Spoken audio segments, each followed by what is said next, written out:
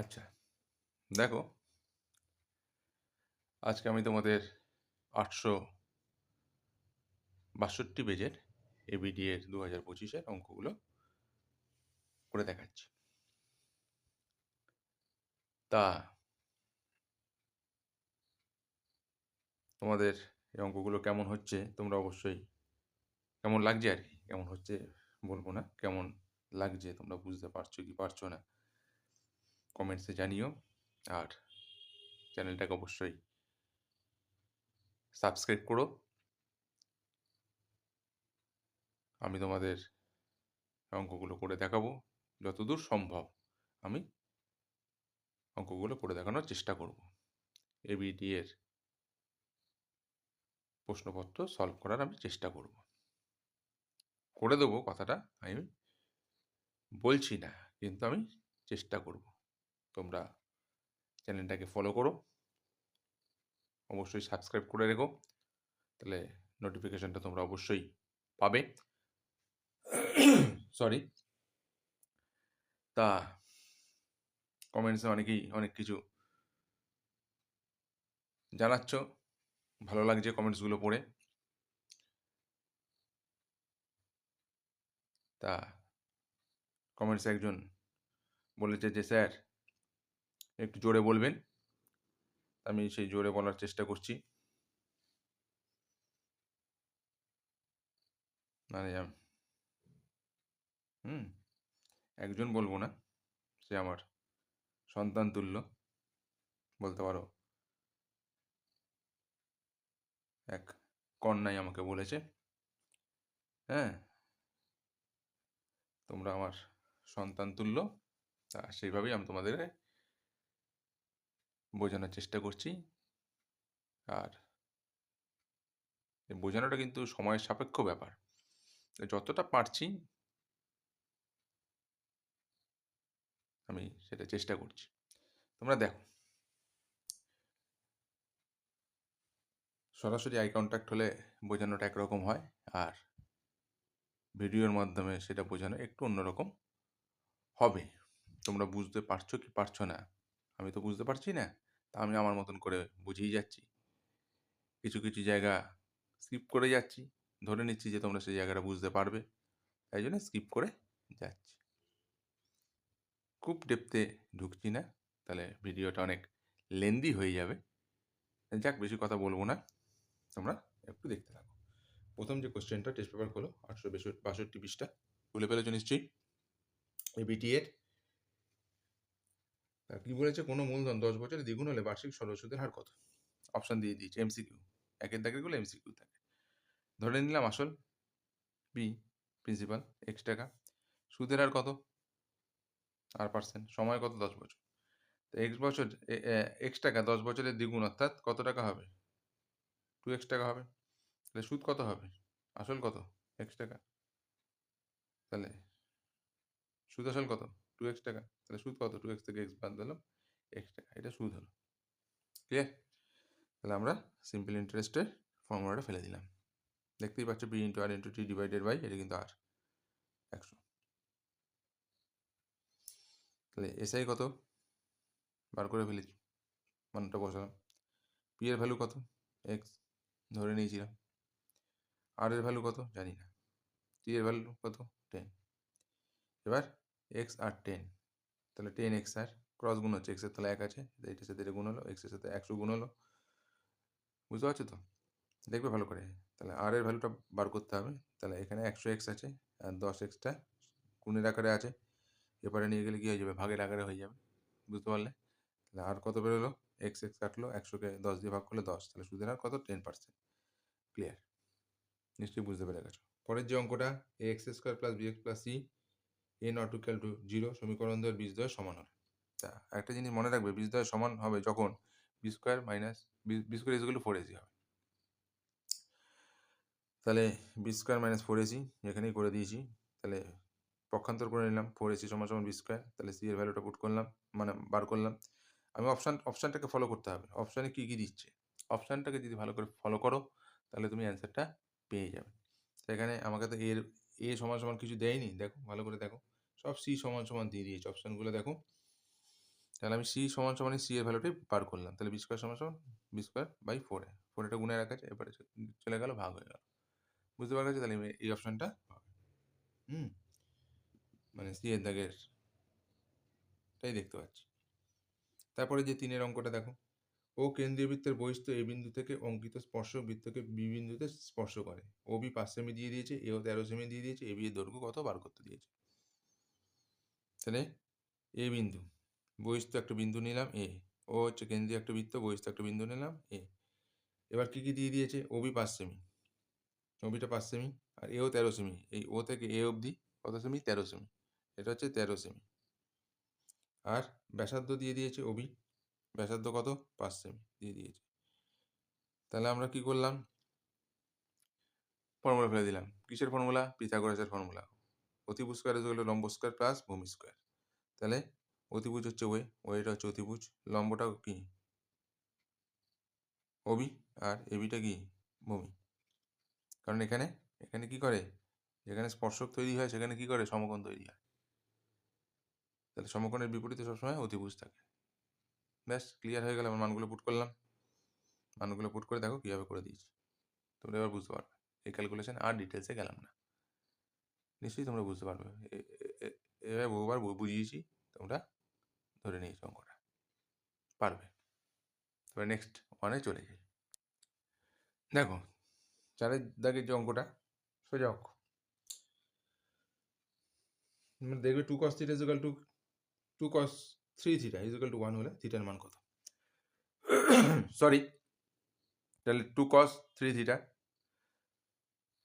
সমান সমান 1। তাহলে cos 3 theta is equal to কত হবে? 2টাকে এবারে নিচে গেলাম, তাহলে হাফ হয়ে গেল। বুঝতে পারলে? তাহলে হাফ যেই হয়ে গেল, তাহলে cos 3 theta is equal to কত? হাফ। কসের মান কত? cos 60 degree. এখানের সাথে সবসময় এদিকে ম্যাচ করার চেষ্টা করবে, এটা ম্যাচ করবে এই ধরনের অঙ্কতে। cos কি হলো? কেটে গেল। তাহলে 3 থিটা ইজ ইকুয়াল টু কত? 60 ডিগ্রি। তাহলে থিটা ইজ ইকুয়াল টু কত? 3টে গুণে রাখা আছে, এপারে গিয়ে কি হয়ে গেল? ভাগ হয়ে গেল। তাহলে থিটা কত? 60কে 3 দিয়ে ভাগ করলাম, 20 ডিগ্রি। থিটার মান বেরিয়ে গেল। 5 অঙ্কটা দেখো, দুটি লম্ববৃত্তাকার নিরেট চোঙের আয়তন সমান এবং তাদের উচ্চতার অনুপাত 1:2। তাহলে লম্ববৃত্তাকার চোঙটির আয়তন কত? পাই আর স্কোয়ার এইচ। একটাকে ছোট এইচ ধরলাম, আর একটাকে কি করলাম? দ্বিতীয় লম্ববৃত্তাকার চোঙটির আয়তন। বুঝতেই পেরে গেছো? তো দুটো কি হচ্ছে? সমান হচ্ছে। তাহলে পাই আর স্কোয়ার এইচ সমান সমান পাই আর স্কোয়ার এইচ, বড়টা ছোটটা, তাহলে আর স্কোয়ার। পাই পাই কেটে গেল, ধরতে পারছো? পাই পাই কি হলো? কেটে গেল। তাহলে রইল কি? আর স্কোয়ার। আর এই আর স্কোয়ারটা কি করলাম? একটা লাইন কম করেছি, আর দেখাইনি। এই আর স্কোয়ারকে এখানে আনলাম, তাহলে এখানে আছে এইচ, আর এইচটাকে কি করলাম? গুণের আকারে আছে, পরে কি হয়ে গেল? ভাগ হয়ে গেল। এটা বুঝতে পারছো তো? দেখে নাও। হ্যাঁ, ক্যামেরা বন্দি না হলে একটু খেয়াল করবে। অনেক সময় ক্যামেরা বন্দি হয় না। ঘাবড়ে যেও না, আমি ঠিক দেখিয়ে দেওয়ার চেষ্টা করব। একটু আগে পিছু হয়তো কথা হয়ে যাবে। পাই পাই প্রথমে কেটে গেল, আর স্কোয়ার এইচ, এখানে আর স্কোয়ার এইচ রইল। তাহলে আর স্কোয়ার, এই আর স্কোয়ারটা কী করলাম? এবারে নিয়ে চলে এলাম, গুণের আকারে আছে, এপারে এলে ভাগ হয়ে যাবে। আর এইটাও গুণের আকারে আছে এইচটা, এবারে গিয়ে কী হয়েছে? ভাগ হয়ে গেছে। এবার ভ্যালু করে পুট করলাম, কারণ এইচ ইস টু এইচ কত দিয়েছে? 2:1 দিয়েছে। তাহলে এই এইচের ভ্যালু হচ্ছে 2, আর এই এইচের ভ্যালু কত? 1। ঠিক আছে? তাহলে ভ্যালুগুলো পুট করলাম। তাহলে আমরা কি করছি? এখানে স্কোয়ার করলাম। তো এদিকে যদি স্কোয়ার করতে হয়, এদিকেও তো স্কোয়ার করবো, যাতে রুট ওভার দিয়ে স্কোয়ারটা করে দিলাম। রুট ওভার দিলাম, তার স্কোয়ার করে দিলাম। রুট ওভারের স্কোয়ার মানে কি? রুটটা উঠে গেল, অর্থটা ঠিক রইল। মিনিংটাকে ঠিক রাখতে হবে, যতটা পারবো মিনিংটাকে ঠিক রেখে দেওয়ার চেষ্টা করব।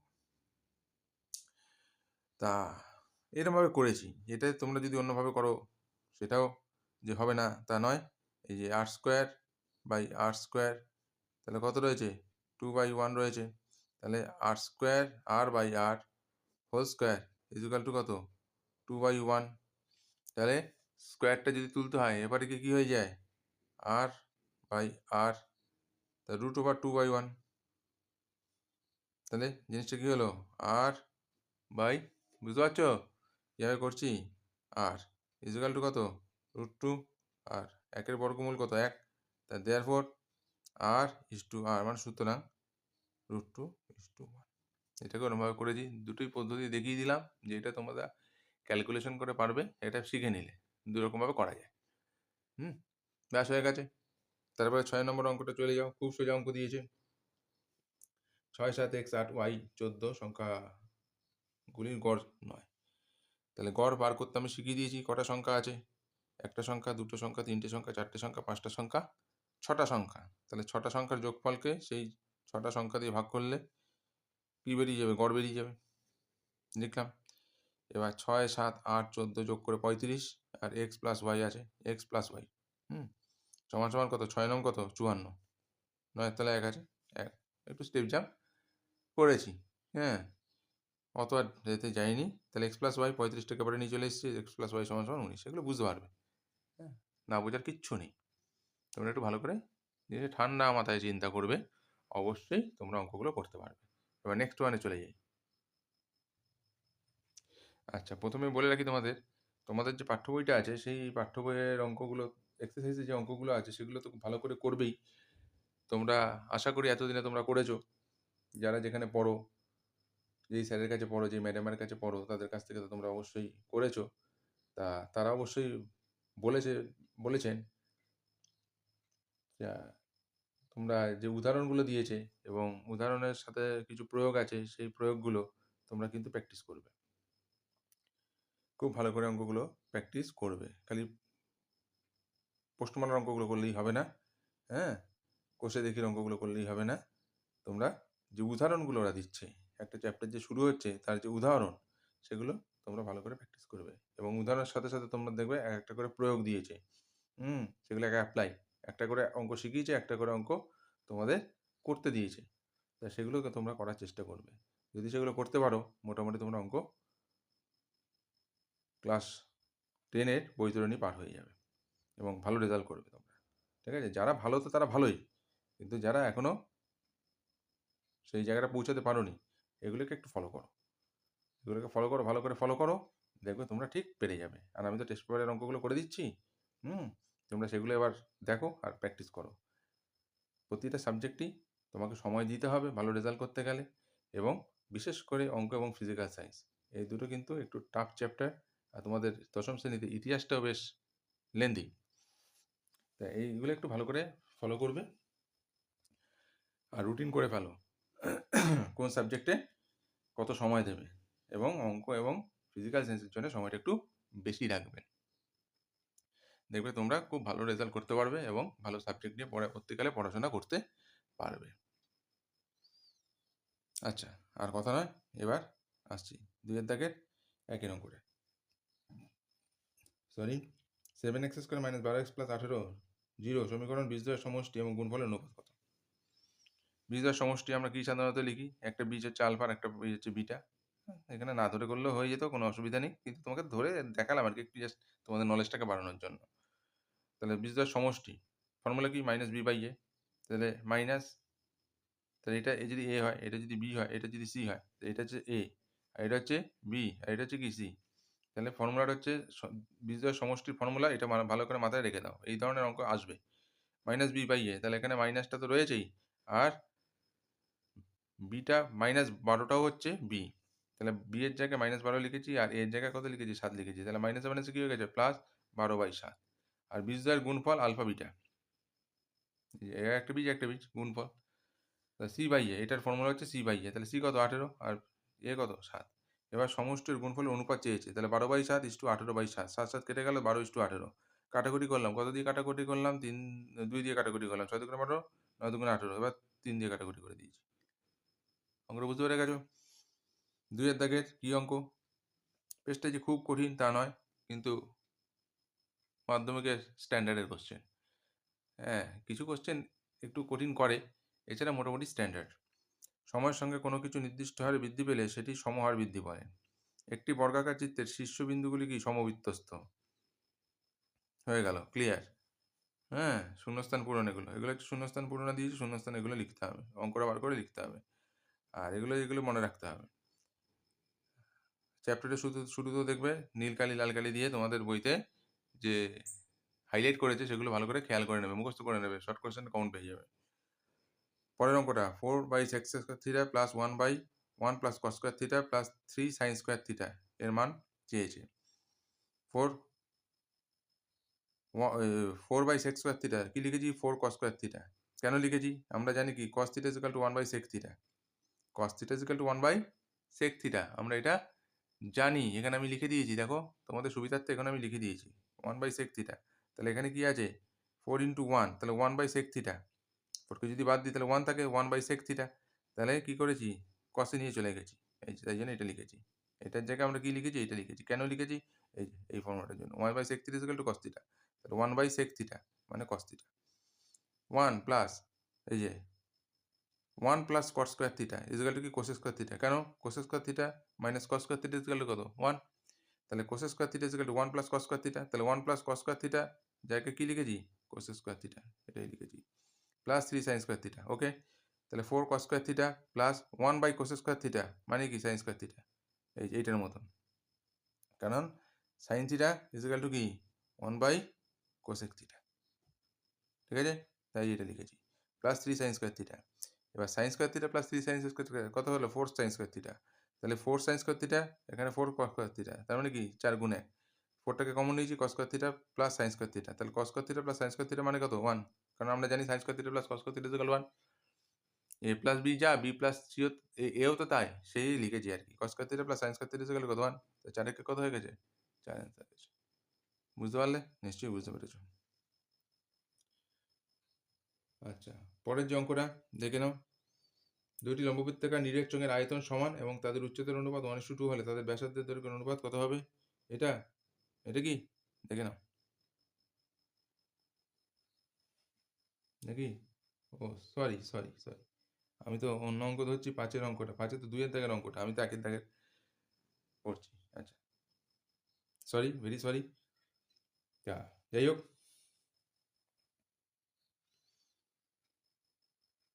দেখে নাও কীভাবে করেছি। একটি লম্ববৃত্তাকার শঙ্কুর আয়তন দিয়ে দিয়েছে ভি ঘন একক, ভূমিতলের ক্ষেত্রফল দিয়ে দিয়েছে, উচ্চতাও দিয়ে দিয়েছে। তাহলে h/v এর মান কত? তাহলে আমার কি কি মান জানতে হবে? এর মান জানতে হবে, এইচ এর মান জানতে হবে, ভি এর মান জানতে হবে। কারণ আমাকে কোশ্চেনটা এরকমভাবে করেছে h/v। কীভাবে করেছে ভাই অঙ্কটা দেখে নাও। ধরি লম্ববৃত্তাকার শঙ্কুটির ব্যাসার্ধ কত? r। এটা ধরতেও পারো নাও ধরতে পারো, কারণ শঙ্কুটির আয়তন আমরা জানি 1/3 πr²h। এটাকে বড় এইচ ধরেছি। কেন ধরেছি? এখানে মানটাকে ওরমভাবেই সেট করে দিয়েছে। এখানে মানটাকে কীভাবে সেট করেছে? এই বড় এইচটাই লিখেছে, তাই জন্য আমরা বড় এইচ ধরেই করছি। তাহলে শঙ্কুটির আয়তন মানে কি? ভি। তাহলে শঙ্কুটির আয়তনের জায়গায় কি লিখলাম? ভি লিখলাম ইজ ইকুয়াল টু কত? 1/3 πr²h। ভি এর মানটা বেরিয়ে গেল। তাহলে এবার অঙ্কটা টুকলাম। আর আমরা জানি ভূমিতলের ক্ষেত্রফল কত? πr²। ভূমিতল শঙ্কুর, এই যে শঙ্কুটা যে হয় তার ভূমিতলটা কি হয়? বৃত্তাকার হয়। তাহলে πr²। বৃত্তের ক্ষেত্রফল হচ্ছে πr²। তাহলে ভূমিতলের ক্ষেত্রফল কি হবে? কত হবে? πr² হবে, বর্গ একক। তাহলে এর জায়গায় কি করলাম? ভ্যালু পুট করলাম। এটা এ মানে কি? πr²। এইচটা রয়েছে। আর ভি এর জায়গায় কি মান পুট করলাম? এই যে ভি মান এইটা, এই যে মানটা পুট করলাম, এখানে মানগুলো পুট করলাম। তাহলে কি কাটলো? পাই কাটলো, এইচ কাটলো, আর² কেটে গেল। তাহলে এখানে উপরে কিছু নেই মানে কত? 1 রইলো। আর নিচে কত আছে? 1/3। তাহলে 1 এটা হচ্ছে ভাগ, গুণ চিহ্ন 3/1 হয়ে গেল। 3 একে 3। নিশ্চয়ই তোমরা বুঝতে পেরেছো? বুঝতে পেরেছো, ঠিক আছে, থ্যাংক ইউ। তারপরেরটায় আগের পেজগুলো বেশ একটু মাথা খাটানোর ছিল, এই পেজটা দেখতে পাচ্ছি একটু কম মাথা খাটছে, চিন্তা ভাবনা একটু কম করতে হচ্ছে। তা এরকম ধরনের তোমাদের অঙ্ক আসবে, খুব ঘাবড়ানোর কিছু নেই। তা অঙ্কগুলো বেশ ভালো অঙ্ক, বেশ স্ট্যান্ডার্ড অঙ্ক দিয়েছে, পেজটা ভালো করেছে।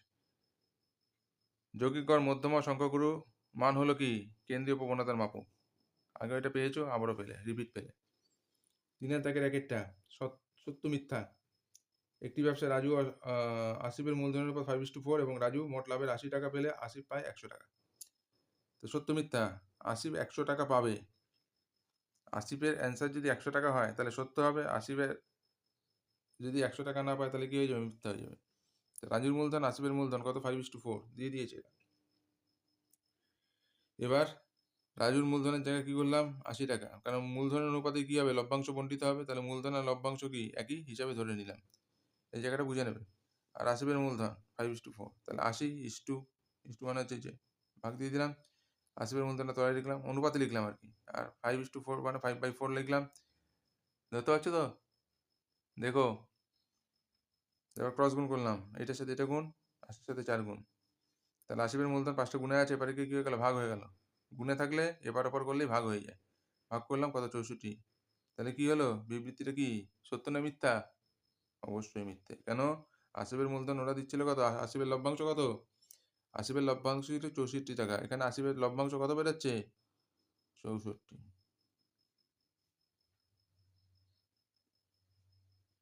তাহলে বিবৃতিটা মিথ্যা হয়ে গেল।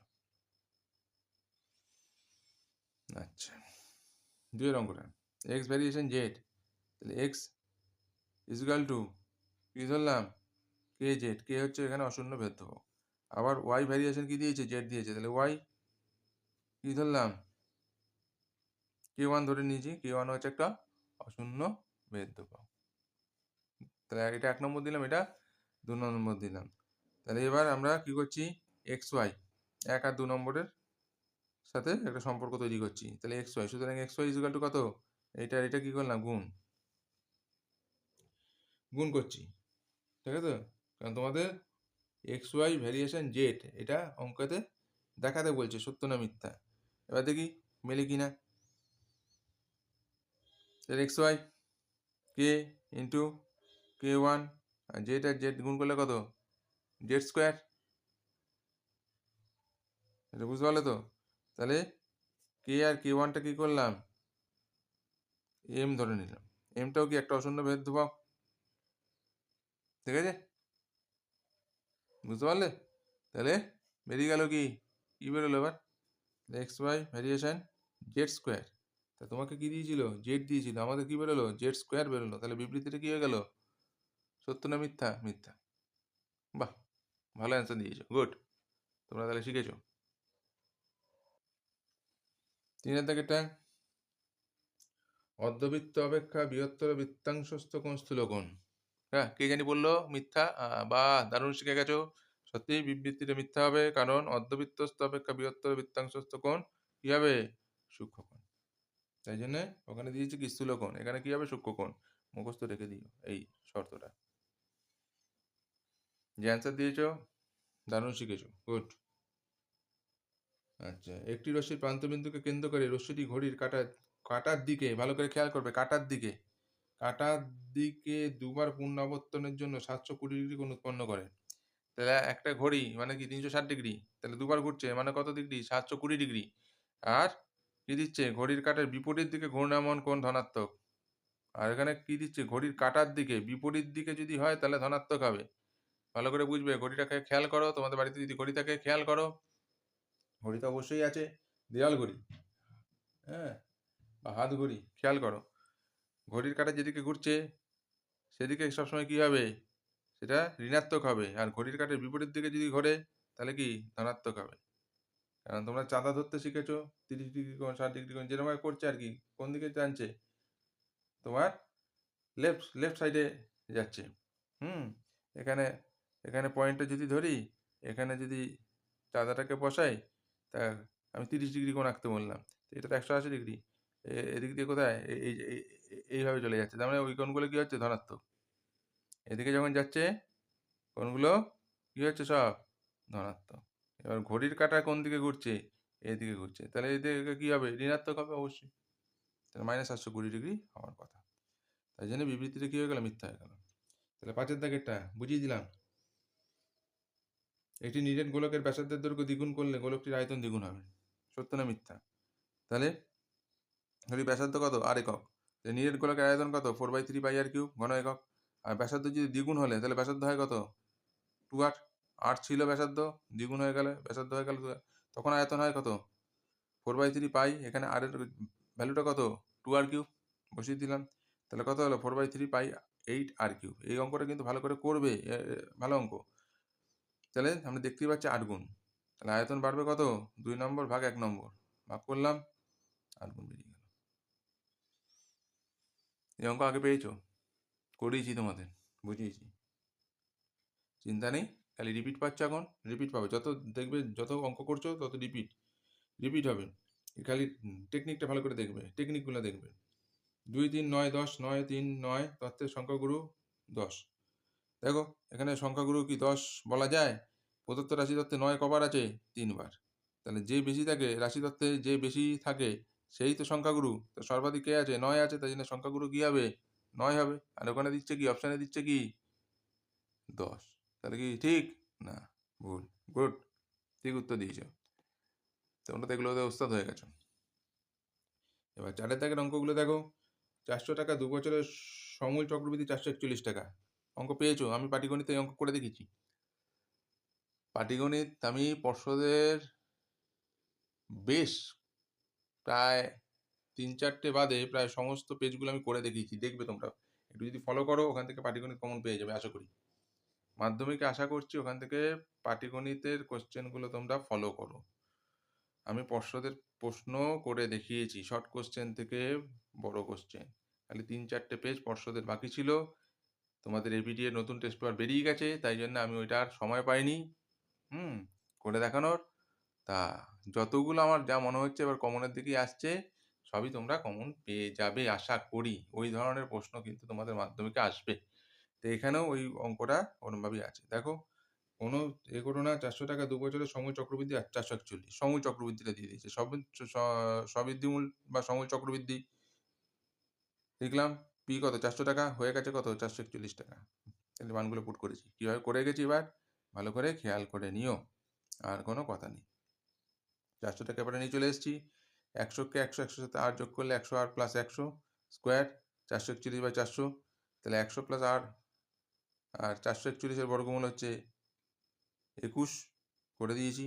যারা বর্গমূল শিখেছে ভাগ প্রক্রিয়া বা বর্গমূল টুক করে করে ফেলবে। হ্যাঁ, ক্লাস 6এই মনে হয় আছে, 6-7 এরকম আছে। আর 400 বর্গমূল 20। এবার স্কোয়ার স্কোয়ার কেটে গেল। তাহলে 21/20। 20 আর 100 কাটাকুটি করলাম, 20কে 20, 5 কুড়ি 100 কাটাকুটি করে ছোটো করে নিলাম 100 আর 20টাকে। আর না করলে, যদি কাটাকুটি না করে তাহলে এটার সাথে এটা গুণ করে দেবে, আর এগুলোর সাথে এগুলো গুণ হবে, আর কিছুই নেই। তাহলে 100 প্লাস আরের সাথে 1 গুণ হলো, 100 প্লাস আর হলো 105, আর এর মান বার করলাম 5। তা সুদের হার কত পার্সেন্ট? 5%। ঠিক আছে, বুঝতে পেরেছ? বুঝতে পেরে গেছো? কে জানি বললাম হ্যাঁ বুঝতে পেরেছি। Good, very good, thank you. তবে নেক্সট। তারপরে দেখো 2 এর দাগেরটা। একটি অংশীদারি ব্যবসায় সমীর, ইদ্রিস ও অ্যান্টনি, বাহ ভালো ভালো নাম দিয়েছে। বছরের শেষে ব্যবসায় এত টাকা লাভ হলে অ্যান্টনি কত পাবে? তো তাদের মূলধনের অনুপাত কত? এবার এরকম যখন ভগ্নাংশের মূলধন দেয়, আমি শিখিয়ে দিয়েছি 6, 5 আর 4-এর কী করবে? লসাগু করবে। 6, 5, 4-এর লসাগু কত? এই যে 6, 5, 4-এর লসাগু আমরা বার করে ফেলেছি। 2 দিয়ে ভাগ করেছি, উৎপাদকে বিশ্লেষণ করেছি। 3 দুগুণে 6, 5 30, 30 দুগুণে কত? 60। প্রত্যেকটা অনুপাতকে 60 দিয়ে গুণ করে দেবে। দেখো করে দিয়েছি। এবার 6 দিয়ে 60কে কাটাকুটি করেছি 10, 60কে 5 দিয়ে কাটাকুটি করেছি 12, 60কে 4 দিয়ে কাটাকুটি করেছি 15। তাহলে 10:12:15। অ্যান্টনির লাভ চেয়েছে। কত লাভ? মোট লাভ কত? 3,700 টাকা। এবার অ্যান্টনির আনুপাতিক ভাগ হারটা বার করেছি। তাহলে 15/15 আর এগুলো যোগ করতে হয়। তাহলে আনুপাতিক ভাগ হারটা বেরিয়ে যায় 37। 10, 12 আর 15 যোগ করে। এবার এটা 37কে 37, পাশে দুটো শূন্য বসিয়ে দিয়েছি। তাহলে 100-র সাথে 15 গুণ করে 1,500 টাকা। তারপরের অঙ্কটা দেখো। একটি দ্বিঘাত সমীকরণের বীজদ্বয়ের সমষ্টি দিয়ে দিয়েছি 14 এবং গুণফল দিয়ে দিয়েছি 24। দ্বিঘাত সমীকরণটি লেখো। তা দ্বিঘাত সমীকরণটা আমরা ধরে নিলাম এটা একদম মুখস্থ রেখে দিয়ে, এটাকে দ্বিঘাত সমীকরণ বলে। চ্যাপ্টারটা খুলবে, বইয়ের চ্যাপ্টারটা খুলবে, দেখবে এইভাবে শেখাচ্ছে তোমাদের। বীজদ্বয়ের সমষ্টি কত? বীজদ্বয়ের সমষ্টি আমরা জানি কি আলফা প্লাস বিটা, তোমাদের বোঝানোর জন্য বলেছি মাইনাস বি/এ। তাহলে মাইনাস বি/এ সমান সমান কত? ওটা সমষ্টিটা কত দিয়েছে? 14 দিয়েছে। আর বীজদ্বয়ের গুণফল মানে আলফা বিটা কত দিয়েছে? সি/এ মানে 24। হ্যাঁ, না লিখেও করে দেওয়া যায়, খালি এটা লিখেও করে দেওয়া যায়। তাহলে এবার কি মানগুলো পুট করেছি। এই যে X square plus B X আছে, তাহলে বি এর জায়গায় কি ভ্যালুটা কত? বি/এ এক্স। আর সি এর জায়গায় ভ্যালু কত? সি/এ। এইটা আমি কার পরিবর্তে লিখেছি? এইটার পরিবর্তে লিখেছি। বুঝতে অসুবিধা হচ্ছে? দেখো আমি যেটা লিখেছি x square plus b a x plus c a, এই যে ব্যাপারটা পড়ি, তাহলে আমরা তলায় এই যে এক্স করে তলায় কত আছে? 1 আছে তো। 1 এ আর এ তুমি যদি লসাগু করো, তাহলে এবার লসাগু করলে কি হয়? এর তাহলে এক ছিল তো, এক দিয়ে এ কে ভাগ করলে কত হয়? X square. উপরে কি রইল? বিএক্স। আর এখানে কি রইল? সি এ রইল। এই পোর্শনটা আসে? আসে না? চলে আসে। আসে কি আসে না? চলে আসে। সমান সমান কি 0। এবার ভ্যালুগুলো পুট করে দিচ্ছি। X square minus b by a মানে কি alpha plus beta x plus c by a মানে কি আলফা বিটা। এটা হচ্ছে গুণ যোগ, তাহলে x square minus alpha plus beta মানে কত? 14 লিখেছি। আর আলফা বিটা কত? 24 লিখে দিয়েছি। Alpha beta 14। তাহলে দীঘার সমীকরণটি হলো এটা। হ্যাঁ, একটু টাইম নিলাম এটাতে। আচ্ছা, একটু ডিপতে গেলাম, অত একটু খেয়াল কর। যাই হোক, শিখে নিলে এইচ টু বি সমান সমান 3:4, এক্স টু ওয়াই সমান সমান 5:7, মান কত? এইচ টু বি সমান সমান 3:4, তাহলে এ বাই বি ইকুয়াল টু 3/4, তাহলে ক্রস গুণ করলাম, তাহলে এর মান বার করলাম। আবার এক্স ইস টু ওয়াই সমান সমান 5/7, এরকম করে এক্স এর ভ্যালুটা বার করলাম। এবার অঙ্কটা টুকলাম, অঙ্কটা টুকে মানগুলো বসালাম। 3 এর জায়গায় 3/4, 3b/4, আর এক্স এর ভ্যালু হচ্ছে 5y/7 মাইনাস বি ওয়াই এর ভ্যালু নেই, ইস টু 4 বি ওয়াই এর ভ্যালু নেই, মাইনাস 7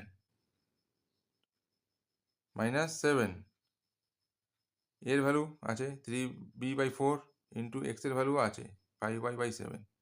এবার দেখো 7 আর 7 এখানে কি করেছি? কাটাকুটি করেছি। এখানে তাহলে কত রইলো? 3 3 9, 5 9 45 বিওয়াই, 45 বিওয়াই, 4 সাথে কত? 28 মাইনাস বিওয়াই। দেখতে পাচ্ছ? ইস টু 4 বিওয়াই মাইনাস 7 7 কেটে গেছে, তা 3 5 কত? 15y/4 হয়েছে।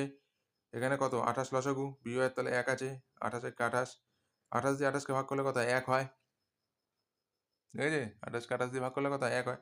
1 এর সাথে 35 বিওয়াই গুণ করলে কি 45 বিওয়াই হবে, বিয়োগ 1 দিয়ে 28কে ভাগ করলে কত? 28 হয়। 28 এর সাথে বিওয়াই গুণ হলো। ঠিক এরকম ভাবে 4 আর বিওয়াই তাহলে কত আছে? 1 আছে, তাহলে 4 আর 1 লসাগু কত? 4, তাই 4 4 কত? 16y, আর এখানে 15y বিওয়াই বসলো। এবার বিয়োগ করলাম, এইটা হলো। এটা হওয়ার পরে কি করলাম? এই ইস্যুটা গুণ চিহ্ন দিয়ে এটাকে উল্টে দিলাম। এবার কাটাকুটি করলাম, বিওয়াই বিওয়াই কেটে গেল, 4 একে 4, 4 সাথে কত? 28, তাহলে 17 একে 17, তলায় কত রইল? 7। অঙ্কটা হয়ে গেল 17:7। ঠিক আছে? তারপরে নেক্সট ওয়ান, বুঝতে পেরেছ? এটা একটু অন্যরকম ভালো অঙ্ক। প্রতিটা অঙ্কই দারুণ অঙ্ক দিয়েছে, দারুণ। এওবি বৃত্তের একটি ব্যাস, এওবি বৃত্তের একটি সি বৃত্তের উপর একটি বিন্দু, ওবিসি 60 ডিগ্রি ও সি এ কোণ কত? দেখো কিভাবে করে দিয়েছি। ওবিসি কত? 60 ডিগ্রি, তাহলে ও সি এ কোণটা বার করতে হবে। আমরা জানি অর্ধবৃত্তস্থ কোণ কি? সমকোণ, তাহলে এসিবি কোণ কত ডিগ্রি হবে? 90 ডিগ্রি হবে, অবশ্যই হবে। এসিবি অর্ধবৃত্তস্থ কোণ, এই যে সি, এসিবি টোটাল কোণটা কত? 90 ডিগ্রি। তাহলে ওবিসি ত্রিভুজের ওবি সমান সমান কত? ওসি, একই বৃত্তের যেহেতু ব্যাসার্ধ, তাহলে ওসিবি কোণ সমান সমান কত? ওবিসি কোণ 60 ডিগ্রি। কারণ এই দুটি বাহু যদি সমান হয়, তাহলে দুটি বাহুর বিপরীত কোণও সমান হবে। সেই উপপাদ্যটা প্রয়োগ করলাম এখানে। ওবি আর ওসি বাহু সমান, তাহলে ওবি বাহুর যে বিপরীত কোণটা আর ওসি বাহুর যে বিপরীত কোণটা, তাটা কি হবে? সমান হবে। তাহলে এরা কত ডিগ্রি হবে? 60 ডিগ্রি হবে।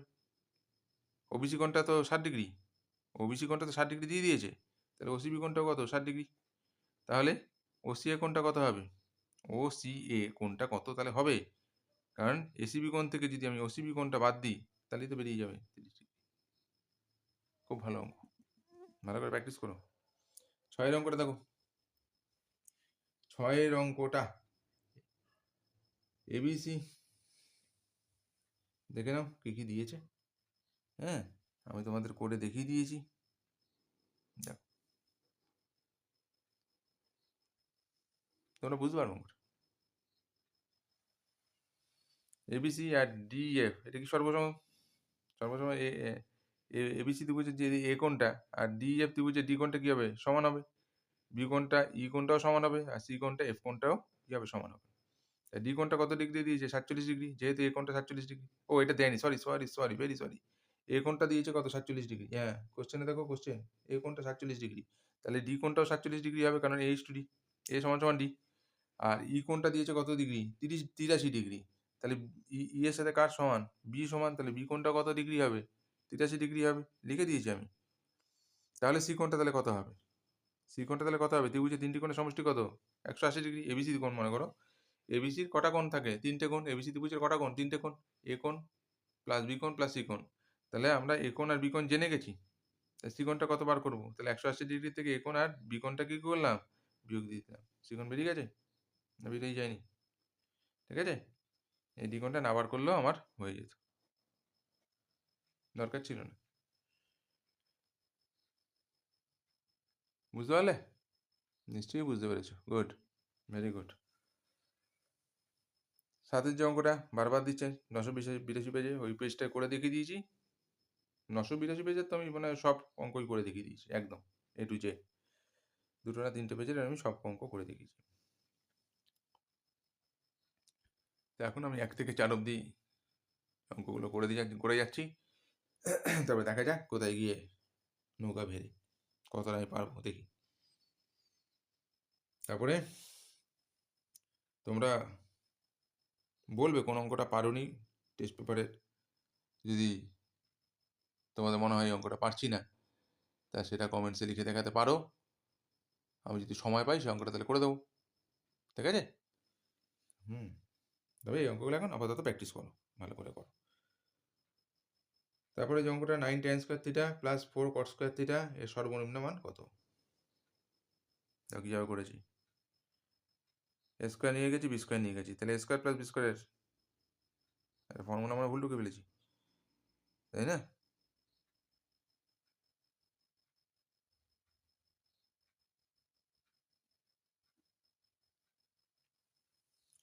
এ স্কোয়ার প্লাস বি স্কোয়ারের কী হয়, একটা হয় a plus b whole square minus 2ab, আর একটা a square plus b square, এই ফর্মুলাটা হয় কি a minus b whole square plus 2ab, একটা মাইনাস হলে একটা প্লাস হবে, একটা প্লাস হলে একটা মাইনাস হবে, ক্লাস 7 তোমরা শিখেছো। তাহলে যে কোনো পূর্ণবর্গ সংখ্যামালার সর্বনিম্ন মান কত, কী হবে এটা, এই 12টা এখানে যদি শূন্য হয় তাহলে কি এটা একটা পূর্ণবর্গ সংখ্যা হয়ে যেত, প্লাস ধরে করতে পারো মাইনাস ধরে করতে পারো, সেটা কোনো ফ্যাক্টরই না। তাহলে এখানে যদি এই ফর্মুলাটা লেখো তাহলে এখানে মাইনাস আসবে, এখানে তাহলে প্লাস করে দিতাম, তাহলে এটা ঠিক হয়ে যেত। আবার এখানে যদি, তো জিনিসটা বুঝতে পেরে গেছে, এখানে তো মাইনাস আছে, এখানে মাইনাস থাকলে এখানে প্লাস হবে, আর এখানে যদি প্লাস থাকে তাহলে এখানে কী হবে, মাইনাস হয়ে যাবে। আর এখানটা কী হতে হবে, শূন্য হতে হবে, তবেই তো এটা পূর্ণবর্গ হবে। এটার সাথে যদি এই লেজুরটা থেকে যায় তাহলে তার সেটা পূর্ণবর্গ হচ্ছে না। তাহলে যে কোনো পূর্ণবর্গ সংখ্যামালা সর্বনিম্ন মান কত, শূন্য হবে, তাহলে এর ন্যূনতম মান কত, 12। ঠিক আছে, তারপরে নেক্সট ওয়ানে চলে যাই। তুমি জায়গাটা বুঝতে পারছো তো, এই জায়গাটা কি হয়ে যাবে, শূন্য হতে হবে, এই জায়গাটা শূন্য হলেই তবেই এটা পূর্ণবর্গ, এই এ মাইনাস বি হোল স্কোয়ার অথবা এ প্লাস বি হোল স্কোয়ার, এই দুটো ফর্মুলা যে কোনো একটা ফর্মুলা তুমি অ্যাপ্লাই করতে পারো, একই জিনিস। এখানে যদি মাইনাস থাকে তাহলে এখানে প্লাস হবে, আর এখানে যদি প্লাস হয়ে যায় তাহলে এখানে কি হয়ে যাবে, মাইনাস হয়ে যাবে, ব্যাস, আর কোনো কথা নেই। নেক্সট ওয়ান, সোজা অঙ্ক, বহুবার পেয়েছো। tan 4 theta into tan 6 theta is equal to কত, 1, 6 থিটার মান কত, tan 4 থিটা tan 6 থিটা গুণের আকারে আছে, এবারে কি হয়ে গেল, ভাগ হয়ে গেল, তাহলে 1 by tan theta is equal to cot theta, tan 4 theta is equal to এই cot থিটাটা কি করলাম, টেনে নিয়ে গেলাম, tan 90 degree minus theta is equal to cot theta, formula লিখলাম, tan কি হলো, কেটে গেল, তাহলে 4 theta is equal to 90 degree minus 6 theta, তাহলে 4 থিটা মাইনাস 6 থিটা, এবারে নিয়ে চলে এলাম 10 থিটা, 10টাকে ওপরে নিয়ে চলে গেলাম, থিটার মান বেরিয়ে গেল। খুব সুন্দর অঙ্ক দিয়েছে, ভালো অঙ্ক দিয়েছে, অঙ্ক খুব দারুণ দারুণ দারুণ। এটি নিরেট অর্ধগোলকের আয়তন আর সমগ্র তলের ক্ষেত্রফলের সংখ্যমান সমান। আবার সেই অঙ্ক, অর্ধগোলকটির ব্যাসার্ধের দৈর্ঘ্য নির্ণয় করো। তা নিরেট অর্ধগোলকটির আয়তন কত, 2/3 ফর্মুলা মুখস্থ করবে। আর গোলকটি সমগ্র তলের ক্ষেত্রফল কত, 2πr² প্লাস πr², 3πr²। এটা জানো তো নাকি, 3πr² কেন হয়, 2πr² প্লাস πr², অর্ধগোলকটি সমগ্রতলের ক্ষেত্রফল। ফর্মুলা মুখস্থ রেখে দেবে, ফর্মুলা মুখস্থ রেখে দেবে। কেন হয় আর যাচ্ছি না, কারণ গোলকটির সমগ্রতলের ক্ষেত্রফল কত? 4πr²। গোলকটির সমগ্রতলের ক্ষেত্রফল কত হয়? 4πr²। তো যখন অর্ধগোলক বলবে তখন কি হয়? অর্ধগোলকটা কি হয় দেখো, 3πr²। ধরতে পারছো? দেখলে তো অঙ্কটা কীভাবে করে দিয়েছি? দেখে নাও। 4πr²কে 2 দিয়ে ভাগ করলাম, 2πr², আর তার সাথে এই পোর্শনটাকে যোগ করলাম πr², তাহলে কত হয়ে গেল? 3πr²। এবার এটা সাংখ্যমান সমান, এই দুটো সমান করলাম, অঙ্কটা করে গেছি, কোনো অবস্থিতি নেই, বেরিয়ে গেল। এবার 11 অঙ্কটা, একটি ঘনকের প্রতিটি ধারের দৈর্ঘ্য 50% বৃদ্ধি পেলে ঘনকটি সমগ্রতলের ক্ষেত্রফল শতকরা কত বৃদ্ধি পাবে তা নির্ণয় করো। ঘনকটির প্রতিটি বাহুর দৈর্ঘ্য এ ধরে নিয়েছি, ঘনকটি সমগ্রতলের ক্ষেত্রফল কত? 6 × বাহু স্কোয়ার। ফর্মুলা ফেলেছি, ঘনকটির বাহুর দৈর্ঘ্য 50% বৃদ্ধি পেলে ঘনকটির বাহুর দৈর্ঘ্য কত বৃদ্ধি পায়? এ আগে ছিল আর 50% বৃদ্ধি পাচ্ছে, তাহলে a/50কে 100 দিয়ে কাটলাম, a/2, তাহলে 3a/2। ঠিক আছে, দেখো 50% বৃদ্ধি পেয়েছে তো, আগে ছিল এইটা, আরও 50% বৃদ্ধি পেয়ে গেছে, তাহলে এটা হয়েছে a/2 হয়েছে। তাহলে 2 দশক হলো 2a × 2, a 3a/2 একক। ঠিক আছে, তারপর নেক্সট, এবার ক্যালকুলেশন করে দিয়েছি, তখন ঘনকটির সমগ্রতলের ক্ষেত্রফল কত হবে? 6 বাহুর স্কোয়ার। এটা তখন বাহু হয়ে গেছে, তো এইটা হয়ে গেছে, তাহলে ক্ষেত্রফল কত বৃদ্ধি পেল? বিয়োগ করলাম আগেরটা, পরেরটার থেকে আগেরটা বিয়োগ করলাম, এটা বেরোলো। তাহলে শতকরা বৃদ্ধি কত? এটা হচ্ছে মূলটা, তার উপর এত বৃদ্ধি পেয়েছে লিখলাম, আর শতকরা 100 দিয়ে গুণ করলাম, তাহলে 15²/2, 1/6x², এর তাহলে 1 আছে, আর 100 কাটাকুটি করলাম, 125%। 12 অঙ্কটা সামেশন অফ এফ, এটা এই অঙ্ক করে দিয়েছি, আগে পেয়ে গেছো অঙ্কটা, দেখে নাও। এই সামেশন এফ এর মানটা 100 আর ইউর মানটা কত? এইটা বসালাম, 100 টাকা পরে নিয়ে চলে গেলাম, প্রথমে 0 0 কেটে নিলাম, 10 ছিল, 10টা পরে নিয়ে চলে গেলাম, আর 20কে 10 দিয়ে ভাগ করলে কত হয়? 2 হয়, আর -25টা পরে নিয়ে চলে এলাম, +25, তাহলে এক্সের ভ্যালু কত হয়ে গেল? 27। এক্স বারের ভ্যালু তাহলে কত হলো? 27 হলো। নিশ্চয়ই তোমরা বুঝতে পেরেছো। চ্যানেলটা অবশ্যই সাবস্ক্রাইব করবে। আশা করি তোমরা অঙ্কগুলো বুঝতে পারছো। আজকে এই পর্যন্তই থাক, পরের পেজ নিয়ে আবার আলোচনা হবে। ওকে, ঠিক আছে।